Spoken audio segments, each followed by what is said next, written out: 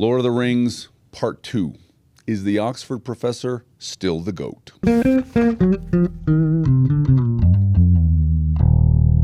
All right, I continue my reading of Lord of the Rings. I read approximately the Two Towers. Of course, Tolkien did not write. We all know this. This is old hat. Tolkien did not write a trilogy. He wrote one book divided in 6 parts. So the publisher assigned book 3 and 4 the name The Two Towers and the identity of the sort of book 2 in a trilogy. We'll talk at the end about what the Two Towers. There's some interesting things about the Two Towers. There are various pairs of towers actually in the book. Minas Ithil and Minas Anor, for example. The Tower of the Sun and the Tower of the Moon might be sort of alluded to in the name The Two Towers. But principally, it seems pretty clear that the Two Towers are Orthanc, and book 3, if you will. First half of the Two Towers is all about the part of the Fellowship that does not include Boromir, now dead, spoilers, but also Frodo and Sam moving on 2 different paths towards Saruman's Tower of Orthanc, and Minas Morgul, which is the sort of said to be the city of the Nazgul in one line, but it used to be Minas Ithil, Tower of the Moon, and now it's become this sort of sorceress fortress on the wall, like a Barbican fortress guarding one of the ways into Mordor. Those are the Two Towers. I want to pick up first of all some themes that I noticed reading the first third of the book that continue, and one of them is, man, I love this. One of them is that Middle Earth is actually just Earth. There are minor indications. I mean, Sam is fantasizing about food when they're circling around the edges of Mordor, and he offers to make Gollum fish and chips. Right? He's obviously English. There's also a terrific line when Frodo and Faramir are talking, and Faramir quotes Chaucer. So he's referring to, or they're watching Smeagol, Gollum, he and Frodo are, and they're talking about Gollum's nature and his potential fate. And Faramir says, "Murder will out." Murder will out is sort of a cliche, but it comes, as Tolkien would have known very well. It's a quote from Chaucer. So we're in Earth. I don't know, this might be one of my favorite. I love the astronomical indications that we're in Earth, okay? And this is an astronomical and also poetic indication. So the moment here is they're within Lothlórien. This is the mirror of Galadriel. So Frodo and Sam have come apart with Galadriel around her pool, her scrying pool, and having that encounter. And she says... she talks about rejecting Sauron, and she says, "And he gropes ever to see me and my thoughts, but still the door is closed." She lifted up her white arms and spread out her hands toward the east in a gesture of rejection and denial. Now here's the Earth bit. Eärendil, the evening star, most beloved of the elves, shone clear above.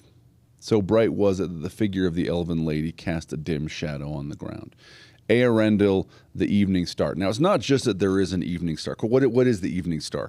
The evening star and the morning star are, of course, the same thing. They are the planet Venus, right? So because Venus is closer to the sun than we are, whenever we see it, it seems to be near the sun. So when do we see Venus? Well, just before the sun comes up, we sometimes see it in the east. One of the last things we'll see sort of rising in the east, and then it's the morning star. Or just after the sun goes down in the west, we may see Venus as the, that's the morning star. We'll see it as the evening star, right? The morning and the evening star are the same thing. So, okay, so what, Dave? There's an evening star. Well, it turns out, again, this is the thing obviously Tolkien would know. There's a 9th century Anglo-Saxon poet named Cynewulf who wrote a poem called Christ, right? Christ. It's a religious poem, and in that poem he gives the name Eärendil or Eärendel to the morning and evening star, actually, I think specifically to the morning star. And so Tolkien is flat out taking from an Anglo-Saxon poet here, okay, and putting that name in his own mythology, which is fantastic. And by the way, there's this will sort of come up a little bit more maybe in the discussion today. One of the things that is throughout the Lord of the Rings, just below the surface, and sometimes, in fact, breaks above the surface, is Tolkien's own Catholicism. And this is probably one of those moments, because who is Eärendil, the morning star, in Cynewulf's poem? It's actually John the Baptist. Okay? Because John the Baptist is the star, the morning star that shows up. This imagery is in Luke 1, by the way, where John's ministry is said to be preceding the day spring from on high, which is Christ, who will come and shine on those who walked in darkness. So that means that John the Baptist is the morning star, right? Cynewulf picks up on this. That is what Tolkien is alluding to, right? And by the way, sort of the imagery is that that Frodo at this moment is those who have walked in the valley of the shadow of death, and there is the morning star shining above them and presaging redemption, rescue that will come, right? So, thing one, we are still on Earth. Thing two, man, vocabulary. I got a long list here. Let me just throw out some of my favorite vocabulary words that I did not know. A dingle. A dingle is a dell. And the way these words tend to come up, dingle, ayet, grot, is they'll be in one chapter. Mead is another one. Well, Tolkien will sort of incorporate in the beginning of his chapter, and a lot of them are words that describe the land, right? The word mead, which is a meadow, and then he'll hit it 2 or 3 more times in the chapter. Dingle is that way. Dingle is a word that shows up in Fangorn. It means a dell, a small vale or a valley, right? And there's a place called Durndingle, and it is a dingle. Reek. I know the word reek is a verb, but reek as a noun means a vapor or a smoke, which I did not know. Besom is a rough broom. Pert. Sam Gamgee. Faramir describes Sam Gamgee as a pert servant. Pert looks like it might mean pretty, but I think it's related to impertinent. It means forward, quick to speak. He says you're a pert servant, meaning you said an awful lot for someone I would have expected to keep his mouth shut in the presence of his master. But my favorite, probably in the Two Towers, is Dwemer crafty. This looks like a straight up invention out of Anglo-Saxon. Dwemer is Dwemer is magic. So Dwemer crafty is an adjective applied to Saruman. So this is somebody who is knowledgeable in, powerful in magic. So speaking of magic, so the theme can. Let me read another quote here. Sort of the theme continues that magic is, as Tolkien writes it, is magic as it would appear in old legends and medieval tales. It's magic as it sort of appears in the real world, where it's considerably more subtle than burning tin or casting fireballs, at least most of the time. There's this great line kind of to the point. So this is actually out of the same scene, the Mirror of Galadriel. So Frodo has had a vision in the mirror, and Sam is offered one, okay? Or this is where Galadriel offers Sam a vision. "And you," she said, turning to Sam, "for this is what your folk would call magic, I believe, though I do not understand clearly what they mean." This is wonderful. This is actually, if you look at the academic study of magic, one of the things you'll find is that it is very difficult to agree on the definition of magic, right? Which Tolkien knew very well. It often comes down to, there's a famous dictum in a Supreme Court case about pornography. I think it's Justice Potter who says, "Well, I can't define pornography, but I know it when I see it." Magic often seems to be the same thing. It's sort of in the eye of the beholder, right? Which often means it's just the kind of thing that's not in my experience. It's what those other people do, right? I do not understand clearly what they mean. And they seem to use the same word of the deceits of the enemy, right? What I am doing cannot possibly be the same thing that Sauron does. But this, if you will, is the magic of Galadriel. Did you not say that you wished to see elf magic? And elf magic here is looking in a pool and seeing visions. Elf magic also seems to include, it's wonderful, Sam takes a length of rope from Lothlórien, and when they're climbing through the Emyn Muil, through the kind of Badlands toward Mordor, they use the rope to go down a cliff, and then of course they've tied the rope at the top, so they're sort of saying farewell to the rope, and Sam gives it a tug, and then the rope falls down, right? And the discussion is, wow, did you tie a bad knot? I'm glad we got to the bottom, or did the rope fray? But the rope shows no sign of fraying, and Sam is pretty convinced that that the rope just untied itself. That this was the magic of the rope. It's an elf thing. Gray elf cloaks don't make you invisible, but make you hard to notice. The rope unties itself when its work is done. We see other kinds of subtle magic like this. Faramir, when he gives walking sticks to the two hobbits going into Mordor, says they have a virtue. He doesn't say a power or a spell. He says they have a virtue of finding and returning that has been laid upon them. This is in that same point, but also kind of literary.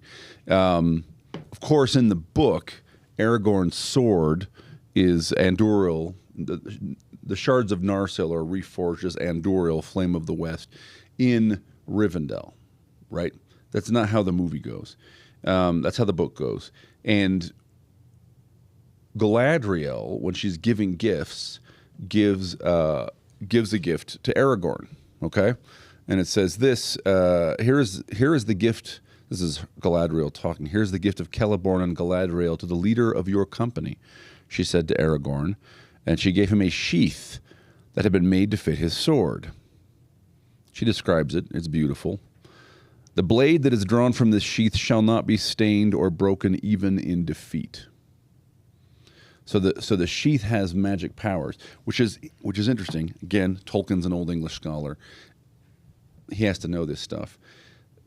I'm not saying it's the only one, but famously, another magic sheath is the sheath that holds Excalibur, right? And which I think the virtue of this, I may be wrong. I think the virtue of it is it prevents the wielder of the sword from being wounded, something like this. But that means that Aragorn is Arthur, right? That's the image here. It's light, real subtle, ding, just a gentle touch of the tuning fork. He is the once and future king. Kingship, by the way, is this theme continues. There's just the one instance, the one moment here in the book I want to touch on. We'll see it again in book 3. Remember we talked about in book 1 how Aragorn has powers of healing not because he is a wizard, but because he is the king.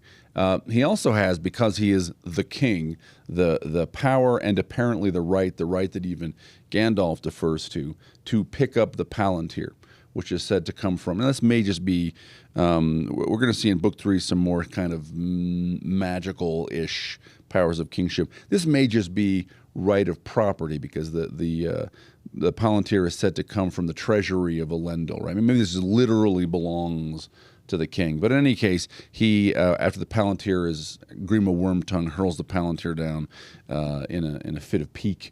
Of course, Pippin picks it up for a moment, but it's Aragorn who scoops it up to keep it safe.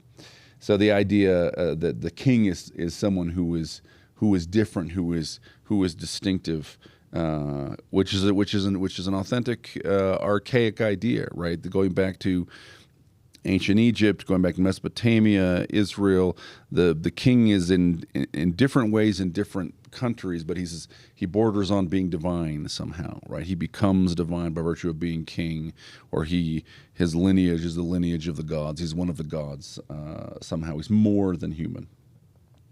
Now, look, all that in a sense is continuing stuff that we said before when we were talking about part 1 of the Lord of the Rings. Let me say let me say some new things. One, continuing the idea of magic, there is this cool continued current that says that Middle Earth has esoteric powers. That in other words, that sometimes there are secrets that can only be accessed by having the right password, right, or belonging to the right kind of secret organization. Let me read you what I think is my favorite kind of passage on that point, which is famous, really. Technically, this is back in book 1, but I didn't talk about it then. And it's near the end of book 1. So, where Gandalf is confronting the Balrog. So he's on the bridge, right, over an abyss, into which, by the way, he is going to fall into water and then die.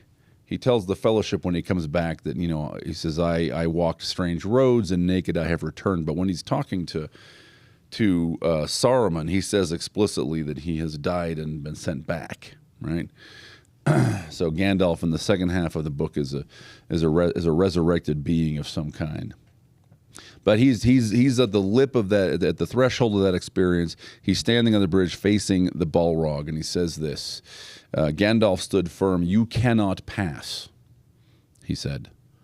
The orcs stood still, and a dead silence fell.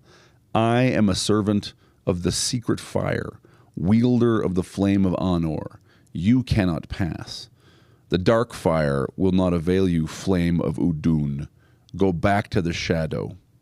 You cannot pass." Now,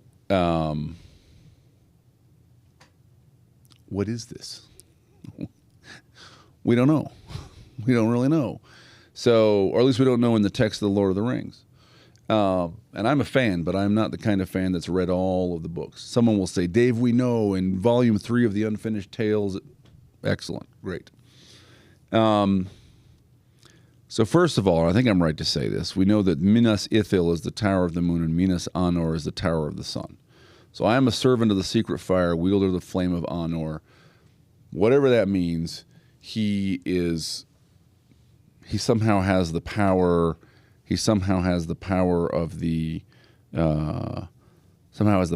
sun, and it's a secret, right? I'm a servant of the secret fire.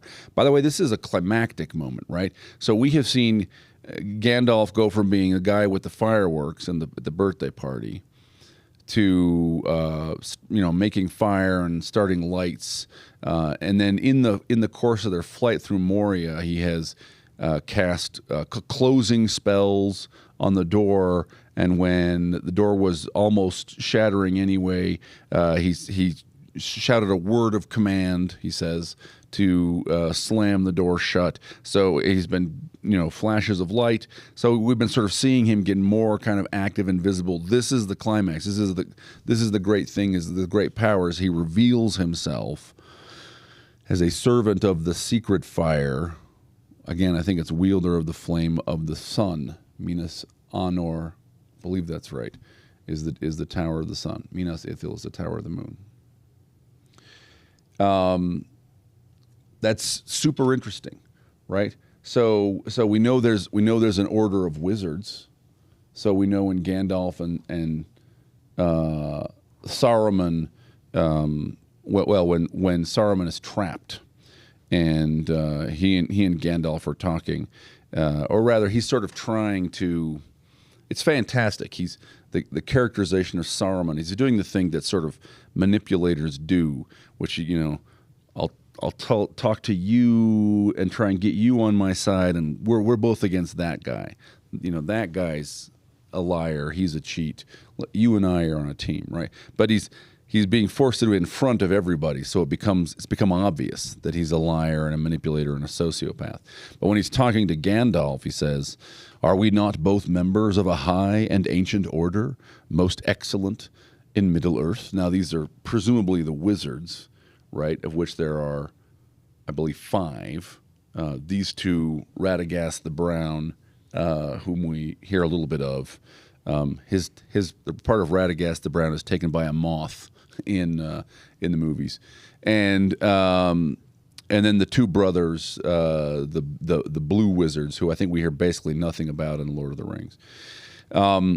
But a high and ancient order gives this kind of feeling like maybe that's what Gandalf's secret status as the holder, the servant of the secret fire, the wielder of the flame of Anor, is connected to. Or maybe it's not. Maybe he has a secret within, to himself. Maybe he was in some sense a member of some other secret society within the society of wizards, right?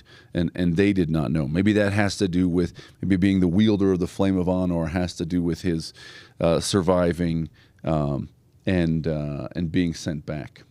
But I love it. There are other that sort of motif and they're never explained fully. But that kind of image that or various hints that there are secret powers, that there are secret societies in Middle Earth, that power in some sense hinges on secrets. So, like, just to throw some out, right? Saruman is said to be the holder of the key of Orthanc, and at least as of the end of the Two Towers, he still has it. Now, maybe that's a physical thing. Okay, we're going to come back talk about some of the physicality of Orthanc in a minute. Nevertheless, there's this idea that he has the secret, the exclusive thing, and that gives him power. When the hobbits are circling around Morannon, the northwestern gate into Mordor, there's this discussion about how it's passwords that give entry into Morannon, and they don't have them. Let's see if I can quickly grab the line. Yeah, and this is not the hobbits talking. This is just the narrator. Across the mouth of the pass, I'll give you the whole description. From cliff to cliff, the Dark Lord had built a rampart of stone. In it there was a single gate of iron, and upon its battlement sentinels paced unceasingly.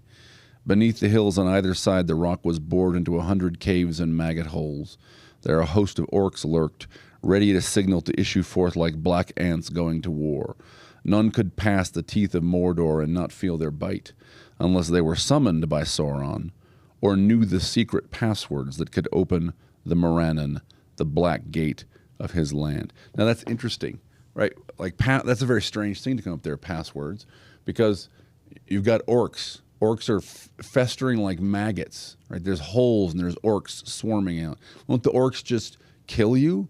If you're not recognized part of the military organization, won't the defenders of the gate just shoot you down? Apparently, if you know passwords, right? Apparently, secret passwords get you in and out of Mordor. So Gandalf is a member of a conspiracy for good, which we barely see break the surface, and there seems to be a conspiracy for evil, which it gives an interesting flavor to the sort of the league between Sauron and Saruman, right? Because Saruman was perceived to be a member, a powerful, a useful, a wise, a leading member of the Alliance for Good, but in fact he's in secret league. Maybe he knew the passwords with the evil of Sauron. So we also have an interesting motif of gaining names. Now this could be sort of a fairy tale motif, but it's also kind of initiatic, right? So at the beginning of Journeys, we see this twice. And we see other repeated motifs I'll talk about. So when Frodo leaves the Shire, he takes a new name. He takes on the name of Underhill. When Aragorn leaves and that name I can't remember. Actually, I should look this up. I can't remember if it's suggested specifically. I think he chooses the name, but Gandalf suggests he travel incognito. In any case, he sets out on the journey under a new name. Aragorn does the same thing out of Lothlórien. He's given a new name by Galadriel, and he's given a jewel, a token with it, and the name is Elessar, which is Elfstone, and he's given the Elfstone the token of the name, right? Fairy tale stuff, yes. also kind of echoes of esoteric stuff. There's this idea. So after leaving Lothlórien, there's a fun little moment where Frodo says something he shouldn't have, right? He says this, and I'll come back to this because this touches on ideas of time in this scene. It's a discussion of time. But the wearing is slow in Lórien, said Frodo. This is the passing of time. The power of the lady is on it. Rich are the hours, though short they seem, in Caras Galadon, where Galadriel wields the elven ring. Right? Now, Frodo has just actually made a misstep here. I don't think this has any negative repercussions, but Aragorn immediately says that should not have been said outside Lórien, not even to me. Meaning, the knowledge that Galadriel holds an elven ring is a secret, right? That's what I'm saying. This is a world that is rich in secrets of power, secret affiliations, right? That are sources of might to those who possess them, to those in the know. Actually, let's talk a little bit about Lothlórien. Lothlórien is interesting. There's sort of two motifs as they're leaving Lothlórien.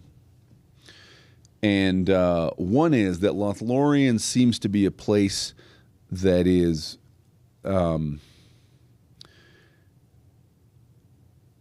it's right on the brink of disappearing in some sense, right? Because we get noted for three different people.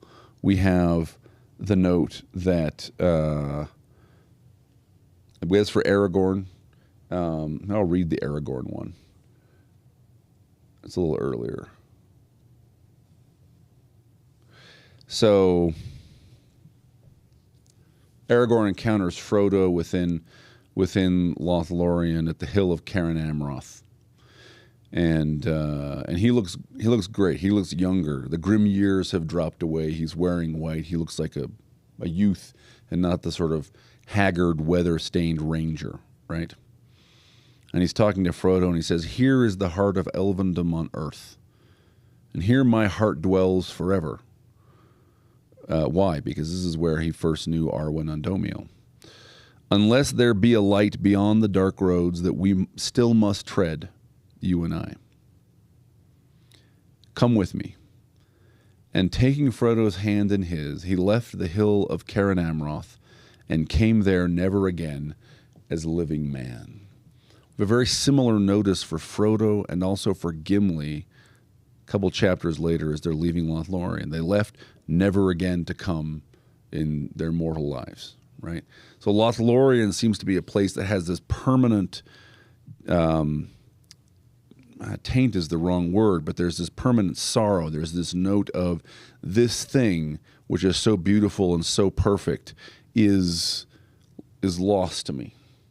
I see it and I leave it and I can never go back, right? It has this kind of Edenic quality, but it's really terrific. The other thing about Lórien that's super interesting is what happens with time. So this is interesting.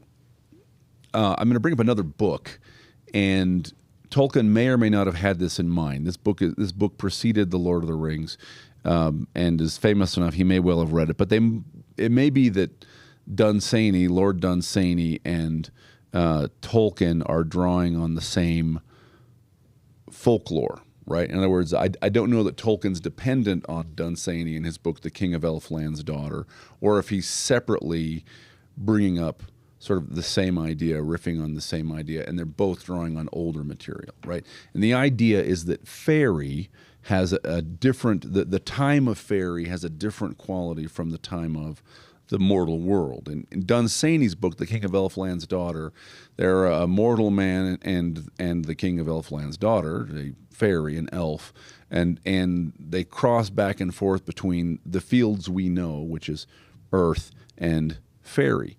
And one of the main themes is how the passage of time is different. And specifically, By the way, this is in C.S. Lewis too, right? This is in Narnia also, although it plays the other way in Narnia. But in The King of Elfland's Daughter, what happens is, even though very little seems to have happened while you are in Elfland, centuries pass in the fields we know, right? And that is, see, Narnia is the opposite. You go into Narnia, you do all the stuff, you come back out, no time at all seems to have passed. So, but Lothlórien works just like Elfland. They come out, and the moon is the same as it was. And they're looking, and Sam says, "Well, that's very strange." He says, either the moon is out of its running, or I'm all wrong in my reckoning. And he says basically the moon, as if we had stayed no time at all in the elvish country, right? The moon hasn't changed. Well, I can remember 3 nights there for certain, and I seem to remember several more. He says, I would take my oath it was never a whole month. Turns out it was a whole month, right? That they spent a whole month in Lothlórien, and but only really have the sense that it was a couple of days, right? 3 days, maybe a few more, Sam says. Time passes differently. And remember, I said that I said in the first episode that this is a journey. This book is a journey that starts at the equinox, the fall equinox, and goes to the spring equinox, goes to Easter. Well, they depart from Rivendell in the shortest days of the year. They depart from Rivendell Christmas, basically. So from Rivendell, the whole thing is a journey from Christmas to Easter. So where are we now? Well, we're somewhere, late in the winter here, right? All right, that's time. I want to talk probably two more quick notes. One is there's a mechanical aspect to evil, okay, and I think basically to evil alone. So let me show that to you. So, I mean, there's little stuff, okay. There's a line Pippin has about how Saruman is no good without his, quote, slaves and machines. There's the destruction of Helm's Deep.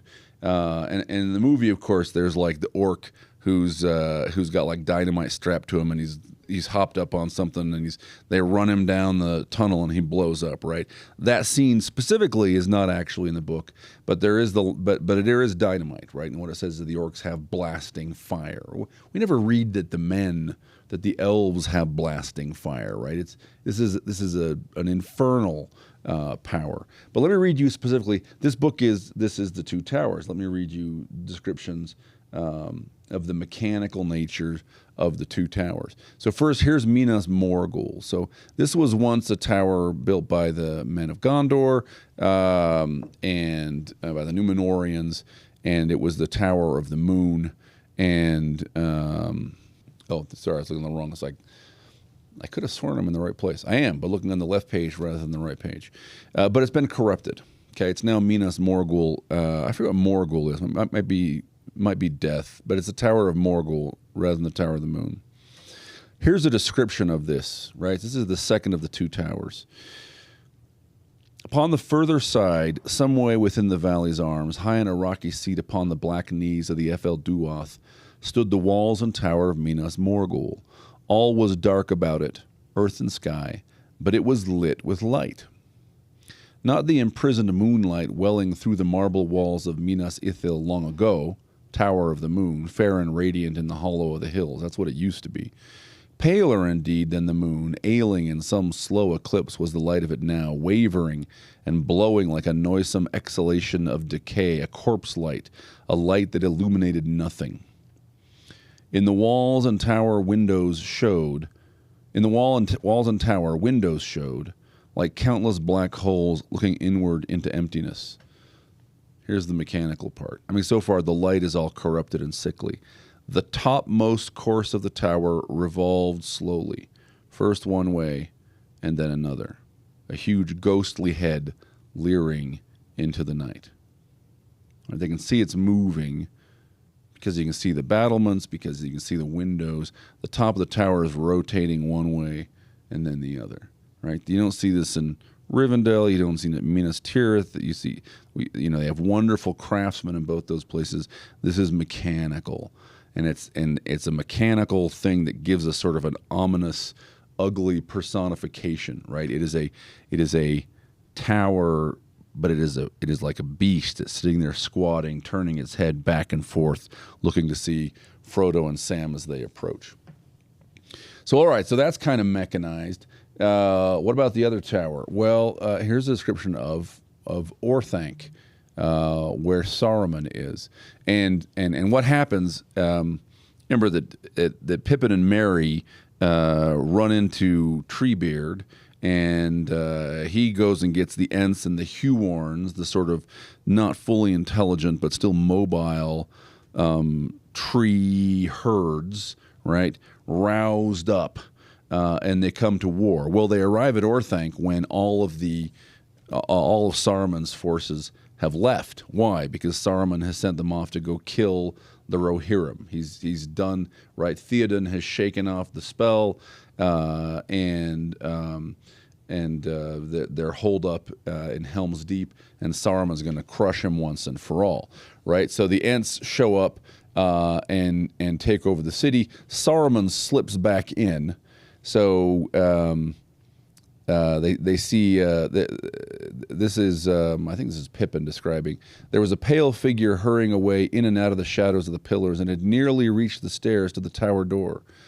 But it was a near thing. Quickbeam, that's one of the Ents, was so hot after him that he was within a step or two of being caught and strangled when he slipped in through the door. So Saruman rushes back into Orthanc.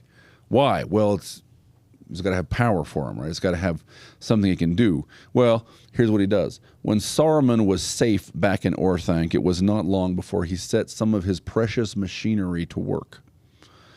By that time, there were many Ents inside Isengard. Some had followed Quickbeam, and others had burst in from the north and east.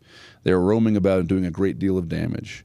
Suddenly up came fires and foul fumes. The vents and shafts all over the plain began to spout and belch. Several of the Ents got scorched and blistered. One of them, Beachbone, I think he was called, a very tall, handsome Ent, got caught in a spray of some liquid fire and burned like a torch. A horrible sight. Orthanc is a machine. It has machine defenses of fire and acid. And Saruman slips in to try and get rid of the Ents by activating these machine defenses. They respond by going up into the mountain and diverting every river in the area to flow through, to douse all the fires, to wash away the acid, to drown Orthanc in a flood. So evil.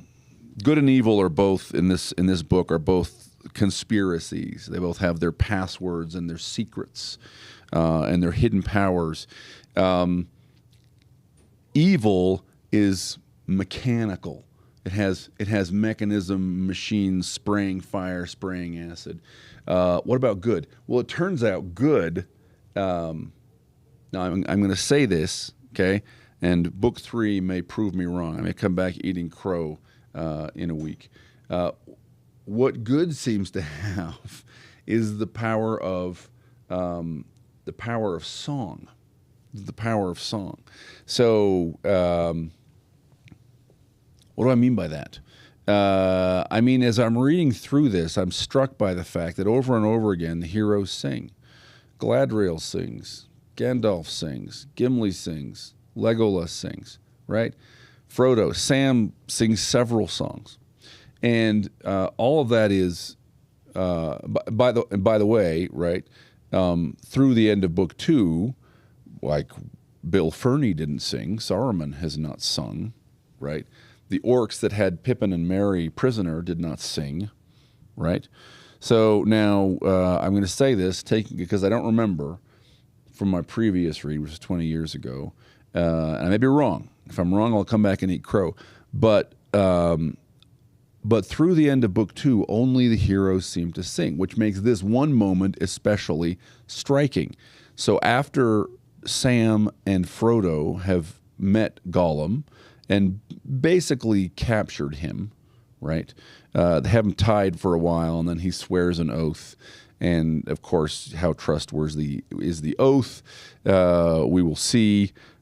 Frodo feels fated, that Gollum is a fated part of the quest. But we get this as they're approaching the marshes. Excuse me. Gollum turned to the right, southward more or less, and splashed along with his feet in the shallow, stony stream. He seemed greatly delighted to feel the water and chuckled to himself, sometimes even croaking in a sort of song. And then Gollum sings. The cold, hard lands, they bites our hands and gnaws our feet. The rocks and stones are like old bones, all bare of meat, but stream and pool is wet and cool, so nice for feet. And now we wish, and what he wishes for is a fish. So there's this very subtle. Again, maybe I'll be proven wrong. Maybe I'll get into the beginning of Return of the King and I'll hear a bunch of orc songs and troll songs and stuff. I don't think so. I think like the angels of Isaiah 6. I think that song is a power of the heroes, and it's what identifies, I think, in this passage, Smeagol as being, even though it's a ridiculous song and it's about him splashing in a stream and wanting a fish, I think it's what redeems him, what shows him as being fundamentally redeemable, and will he or nil he, even on the side of good. One last observation, and maybe this really belonged in the discussion about magic, but not only does the magic sort of fade into kind of the secret societies and passwords aspect of this book, magic also sort of fades into the religion aspect of the book. And I do and I don't mean Tolkien's religion. This, by the way, is strictly accurate, verisimilitudinous, that a fictitious magical system ought to feel like secret societies at some margin, and it also ought to feel close to religion at some margin. Now, what do I mean? Let me just throw out sort of two examples here of this last point, that there's a space on the border of magic and religion where we get to a couple of times, several times in this book. One is that multiple characters simply pronounce their blessings, and I don't think we ought to take this as as good manners, right? But when Faramir or Galadriel or whoever pronounce their blessings on Frodo, pronounce their blessings on the Fellowship, I think we ought to think of this like when in the Old Testament, when Isaac has a blessing to bestow, and his two sons fight over, or really Jacob manipulates his older brother to get the blessing. That a person's blessing is a thing of power. That a person with a well-lived life has a kind of a charisma they can exert on the world, exert their will on the world, and they'll do it on behalf of another person. And we see that repeatedly. The other thing we see is sacred names, and we saw it before. I didn't bring it up, but in the battle at Weathertop, and by the way, specifically a sacred name in the battle of Weathertop. What ultimately startles off the Nazgul, and there's two things. One thing is fire. This also is strictly authentic. You read books on magic, and man's oldest, most basic counter magic, his oldest weapon against the unknown horrors of the night is fire.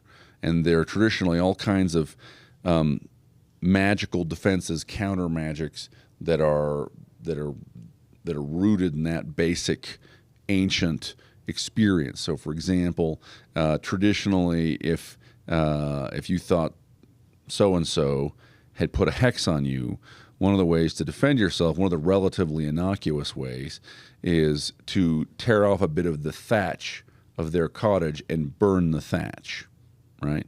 And that fire was a counter magic. So Aragorn and the other hobbits come rushing out in the dark with torches. But the other thing is that Frodo, falling down with the Morgul knife in him, calls out Elbereth Gilthoniel. And we're never told. We're never told where he learned the name Elbereth Gilthoniel.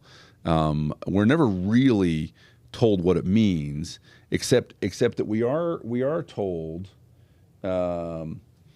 we're told an equivalence.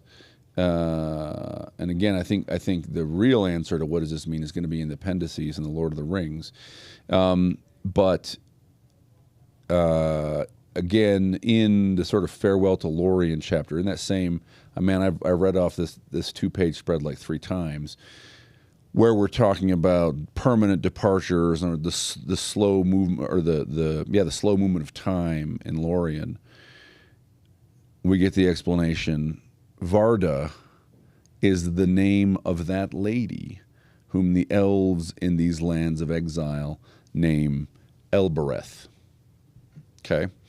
Because there's a quote from there's a lengthy quote from somebody referring to Varda, Queen of the Stars. So Varda, Queen of the Stars. This is the name. This is the person's name that Frodo calls out in the darkness, and it startles away that and the fire, startle away the Nazgul. In the encounter with Shelob, we see it again. In fact, the name Elbereth Gilthoniel. These names of Varda, the Lady of the Stars, the Queen of Heaven, cause the phial of Galadriel, the light holding water in it, to burst into, the bottle holding water, to burst into brilliant light, to scare away, to hurt, and to cause fear to Shelob and drive the giant spider away, right? So look, here we are sort of on the border of religion and magic, right? And an act of magic, an act of defensive magic is being performed by saying a sacred name, okay? This is a very strictly authentic kind of practice.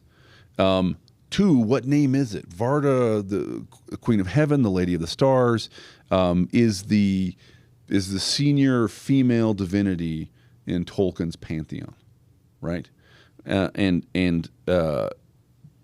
at the risk of maybe extending too far, right, and defending someone out there, but hopefully not. Tolkien's Catholic. Tolkien is a go to mass multiple times a week Catholic, right? Tolkien had one son who became a monk. So I think effectively, right, in this planet that really is Earth, when they get into their darkest, most terrifying confrontations with death, what these hobbits are doing, right? The hobbits are you and me. The hobbits are ordinary people. Is they are calling out, I think Tolkien would say, to Mother Mary for help, and they are getting help. They are being saved by the powers of darkness, from the powers of darkness, by a sacred name. All right, that's it for this week. Remember that culture matters, but I want to have fun. We'll see you soon.